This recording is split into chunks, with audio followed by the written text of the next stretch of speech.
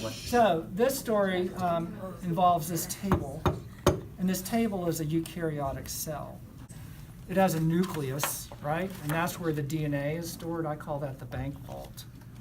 It also has mitochondria, as represented by this organelle right here.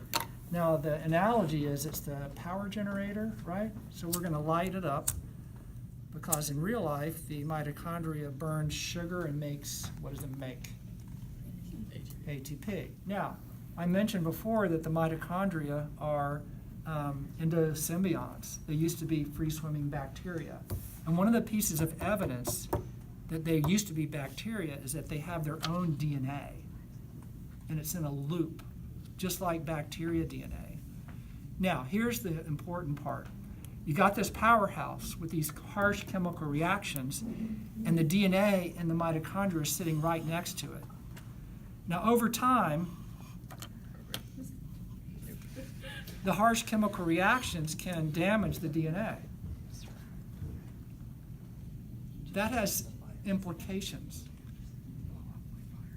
There are a number of diseases that are related to the damage done to the DNA by the harsh chemical reactions.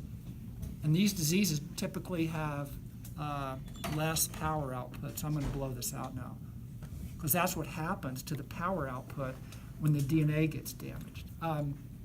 Another implication of having damaged DNA is that you get old and you eventually die.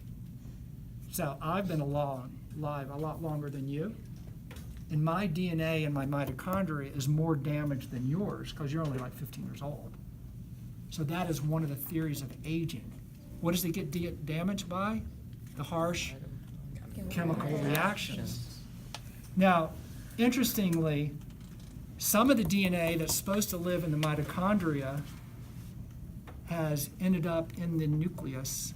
So these two yellow bars represent mitochondrial DNA that's not over here anymore. It's in the bank vault because the bank vault is not nearby the harsh chemical reactions. So it's kind of a good strategy. You want to protect your DNA from getting burned up. Where do you put it? Over here.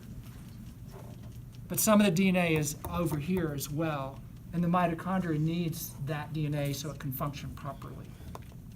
Okay, so that is the theory of aging and explains mitochondrial diseases.